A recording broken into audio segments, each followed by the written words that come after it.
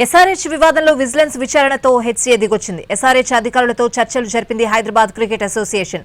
పాస్ల వివాదానికి తెరదించేందుకు ముందుకొచ్చింది. నిన్నటిదాకా అసలు సమస్యే లేదంటూ బుకాయించింది హెచ్సీఏ. ఎస్ఆర్హెచ్ నుంచి ఎలాంటి మెయిల్ రాలేదని చెప్పింది. అయితే విజిలెన్స్ విచారణ మొదలవడంతో యూటర్న్ తీసుకుంది. పాస్ల విషయంలో ఒత్తిడి తేవొద్దని ప్రెసిడెంట్ కి సూచించారు హెచ్సీఏ సభ్యులు.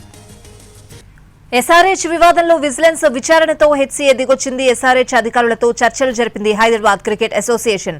ఇదే అంశానికి సంబంధించిన పూర్తి అప్డేట్స్ అడిగి తెలుసుకుందాం. మా ప్రతినిధి రవి ఉన్నారు. రవి, స్వాతి, గత 3 రోజులుగా Sunrisers Hyderabad Cricket Association మధ్య జరుగుతున్న విభేదాలకు తెరపడింది. కొద్దిసేపటి క్రితమే సన్ రైజర్స్ హైదరాబాద్ ప్రతినిధులు హైదరాబాద్ క్రికెట్ అసోసియేషన్ మెంబర్స్ సమావేశమయ్యారు.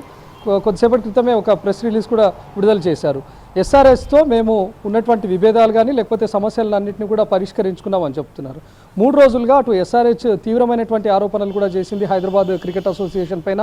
ముఖ్యంగా హెచ్సీఏ ప్రెసిడెంట్ జగన్మోహన్ రావు తమను వేధిస్తున్నాడు, బ్లాక్ మెయిలింగ్కి గురి చేస్తున్నాడు, మేము ఇస్తున్నటువంటి కాంప్లిమెంటరీ పాస్లకు అదనంగా మరికొన్ని పాస్లు అడుగుతున్నాడు అని చెప్పి కూడా ఎస్ఆర్హెచ్ చెప్పింది. ఈవెన్ బీసీసీఐ అదేవిధంగా ఐపీఎల్ గవర్నింగ్ కౌన్సిల్కి కూడా మెయిల్ చేసింది.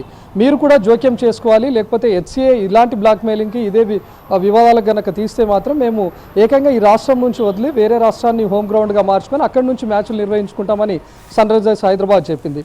దీంతో హైదరాబాద్ బ్రాండ్ ఇమేజ్ పైన కూడా దెబ్బ పడుతూ ఉండడంతో సీఎం రేవంత్ రెడ్డి కూడా సీరియస్ అయ్యారు. విజిలెన్స్ ఎంక్వైరీకి ఆదేశం ఇచ్చారు. సీఎం ఆదేశాలతో ఈరోజు విజిలెన్స్ అధికారులు ఉప్పల్ స్టేడియంకు చేరుకున్నారు. అక్కడ ఉన్నటువంటి హైదరాబాద్ క్రికెట్ అసోసియేషన్లో హెచ్సీఏ సెక్రటరీతో పాటు హెచ్సీఏ మెంబర్స్తో కూడా విజిలెన్స్ అధికారులు భేటీ అయ్యి వాళ్ళ దగ్గర నుంచి పూర్తి వివరాలు సేకరించారు. అసలు ఎస్ఆర్హెచ్ నుంచి ఎందుకు ఇలాంటి ఆరోపణలు వచ్చాయి, ఎస్ఆర్హెచ్ నుంచి మొత్తం ఎన్ని టికెట్లు మీకు అందుతున్నాయి అనేటటువంటి పూర్తి వివరాలు కూడా సేకరించారు. అయితే విజిలెన్స్ అధికారులు హెచ్సీఏ ప్రెసిడెంట్ జగన్మోహన్ రావుకు కాల్ చేసినటువంటి టైంలో తన వ్యక్తిగత కారణాలతో వేరే ప్రాంతానికి వచ్చాను, హైదరాబాద్కు దూరంగా ఉన్నాను, రేపు విచారణకు అటెండ్ అవుతానని హెచ్సీఏ ప్రెసిడెంట్ జగన్మోహన్ రావు చెప్పినట్లుగా తెలుస్తోంది.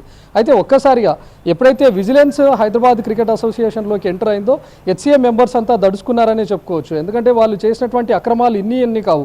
హెచ్సీఏ ప్రెసిడెంట్ ప్రస్తుతం జగన్మోహన్ రావు ఉన్నా కూడా గతంలో ఎంతమంది ప్రెసిడెంట్లు ఉన్నా హెచ్సీఏ హైదరాబాద్ క్రికెట్ అసోసియేషన్గా కంటే హైదరాబాద్ మోస్ట్ కరప్షన్ అసోసియేషన్గానే పేరు సంపాదించింది.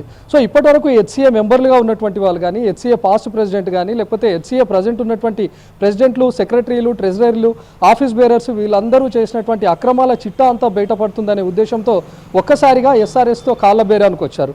ఈరోజు విజిలెన్స్ అధికారులు వచ్చినటువంటి టైంలో విచారణ జరిపేటప్పుడు హెచ్సీఏ మెంబర్స్తో పాటు ఎస్ఆర్హెచ్ ప్రతినిధులను కూడా అక్కడికి పిలిచారు. హెచ్సీఏ ప్రెసిడెంట్ అక్కడ లేకపోవడంతో ముందుగా ఈ మొత్తం వివాదానికి కారణమే హెచ్సీఏ ప్రెసిడెంట్ కాబట్టి రేపు విచారణ జరుపుదామని చెప్పి విజిలెన్స్ అధికారులు అక్కడి నుంచి వెళ్ళిపోయారు.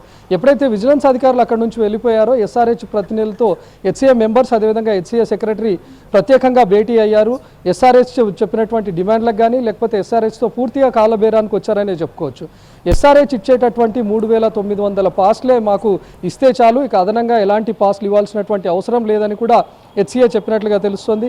ఇక టికెట్ల విషయంలో కూడా హెచ్సీఏ ప్రెసిడెంట్ నుంచి ఎలాంటి బ్లాక్ మెయిలింగ్ కానీ లేకపోతే ఎలాంటి ఒత్తిడి ఉండదో ఆ విషయాన్ని మేము చూసుకుంటామని హెచ్సీఏ మెంబర్స్ కూడా హామీ ఇచ్చినట్లుగా తెలుస్తుంది. ఎందుకంటే ముఖ్యంగా ఈరోజు హెచ్సీఏ ప్రెసిడెంట్ జగన్మోహన్ రావు చేసినటువంటి బ్లాక్ మెయిలింగ్ కారణంగానే ఈరోజు ఎస్ఆర్హెచ్ తీవ్ర ఆరోపణలు చేసింది. విజిలెన్స్ ఎంక్వైరీ దాకా వచ్చింది కాబట్టి ప్రెసిడెంట్ను మేము బుక్ చేయించుకుంటాము, ఆయనకు మేము సర్ది చెప్తాము, మీరు రెగ్యులర్గా ప్రతి ఏటా సీజన్లో ఐపీఎల్ సీజన్లో ఏ రకమైనటువంటి పాస్లు ఎన్ని పాస్లు అయితే ఇస్తారో అదే విధానాన్ని కొనసాగిద్దామని చెప్పి ఈరోజు హెచ్సీఏ కూడా ఎస్ఆర్హెచ్ ప్రతినిధులకు చెప్పింది.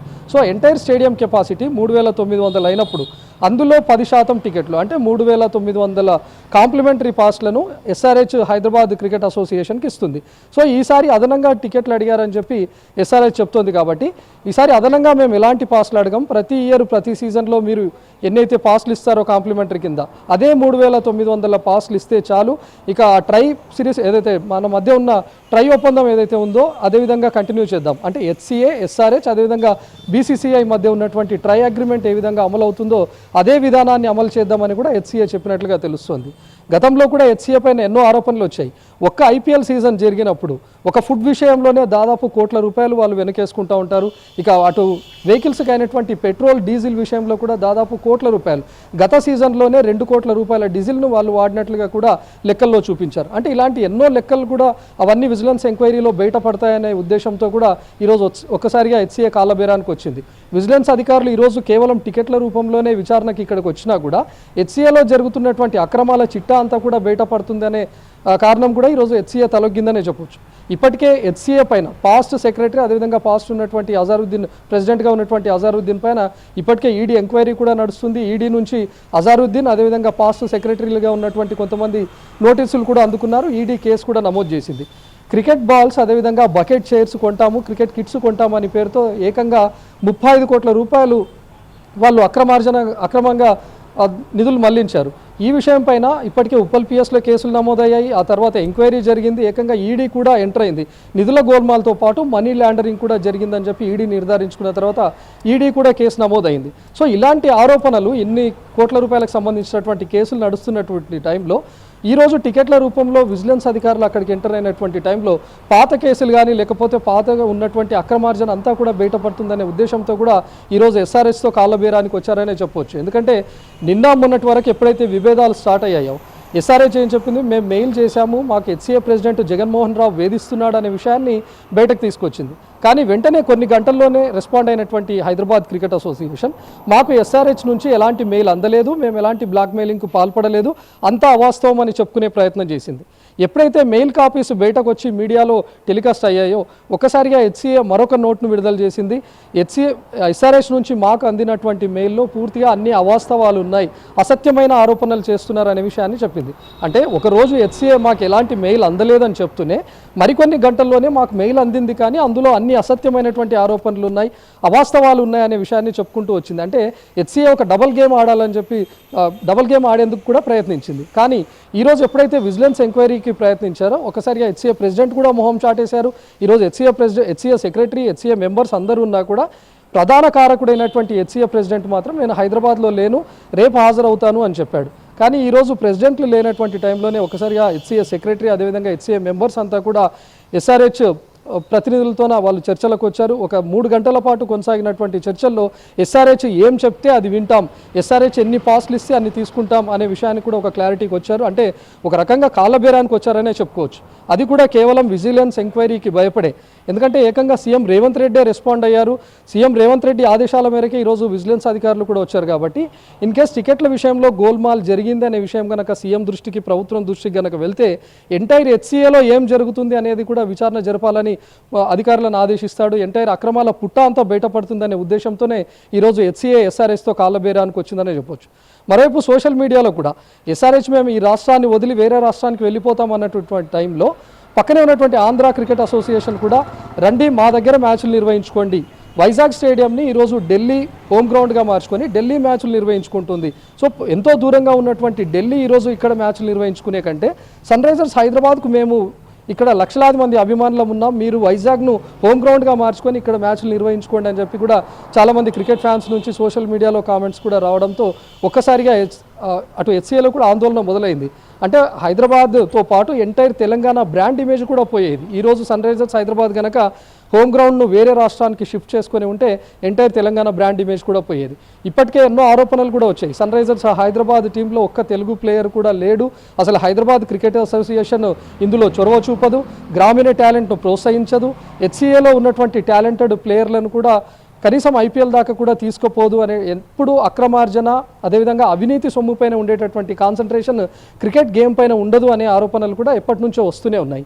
తాజాగా ఇప్పుడు టికెట్ల విషయంలో మొదలైనటువంటి గొడవ కూడా ఎంటైర్ వాళ్ళు చేస్తున్నటువంటి అవినీతి కానీ లేకపోతే అక్రమాలు అన్నీ కూడా బయటపడతాయనే ఉద్దేశంతోనే ఈరోజు కాళ్ళబేరానికి వచ్చారు.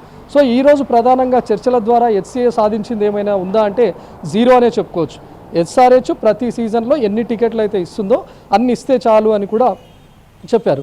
ఎస్ఆర్హెచ్ కూడా తీవ్రమైనటువంటి ఆరోపణలు చేసింది. ఏకంగా హెచ్సిఏ ప్రెసిడెంట్ ఒక బాక్స్కు తాళం వేసుకొని వెళ్ళిపోయాడు, మ్యాచ్కు గంట ముందు మాత్రమే ఆ బాక్స్ కీస్ ఓపెన్ చేశాడు అంటే అర్థం చేసుకోవచ్చు ఎస్ఆర్హెచ్ ఎంత మనోవేదనకు గురైందో. ఎందుకంటే ఈసారి సన్ రైజర్స్ హైదరాబాద్ ఎంత క్రేజ్ ఉందో మనం చూడొచ్చు. ఎస్ఆర్హెచ్ ఏకంగా టైటిల్ ఫేవరెట్లో కూడా ఉంది.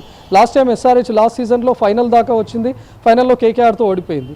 ఈసారి ఎస్ఆర్హెచ్కు తీవ్రమైనటువంటి ఫ్యాన్స్ ఉన్నారు. ఇతర రాష్ట్రాల క్రికెట్ను ఎంజాయ్ చేస్తున్నటువంటి వాళ్ళు, ఇతర రాష్ట్రాల ఫ్రాంచైజీలకు ఫ్యాన్స్గా ఉన్నటువంటి క్రికెట్ ఫ్యాన్స్ అంతా కూడా ఒక్కసారిగా ఎస్ఆర్హెచ్ మళ్ళీపోయినటువంటి పరిస్థితి. ఇలాంటి టైంలో ఎస్ఆర్హెచ్ వేరే రాష్ట్రానికి తరలిపోతుందేమో లేకపోతే ఎస్ఆర్హెచ్ వేరే రాష్ట్రాన్ని హోమ్ గ్రౌండ్గా మార్చుకొని అక్కడ మ్యాచ్లు నిర్వహించుకుంటుందేమో అనే ఆందోళన అటు క్రికెట్ ఫ్యాన్స్లో కూడా ఉండింది.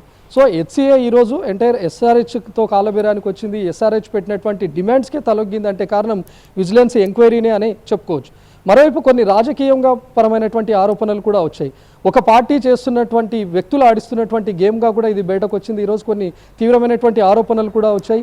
ఒక పార్టీకి మద్దతు పలుకుతున్నటువంటి వ్యక్తి అందులో ప్రెసిడెంట్గా ఉన్నాడు కాబట్టి ఆ పార్టీ నాయకులు ఆడిస్తున్నటువంటి డ్రామానే ఈరోజు అక్కడ కొనసాగుతోంది అనే ఆరోపణలు కూడా వచ్చాయి. సో వీటన్నిటికీ చెక్ పెట్టాలి. ఇందులో హెచ్సిఏ అంటే ఎలాంటి విభేదాలు ఉండొద్దు అనాలంటే ఎస్ఆర్హెచ్తో కాలబేరానికి వెళ్ళాలి. ఈరోజు ఎస్ఆర్హెచ్ పెట్టినటువంటి డిమాండ్స్కు తలొగ్గితేనే హెచ్సిఏ పరువు కాపాడినట్టు అవుతుందని హెచ్సిఏ సభ్యులు ఆలోచించే ఈరోజు ఈ నిర్ణయానికి వచ్చారని చెప్పొచ్చు. స్వాతి.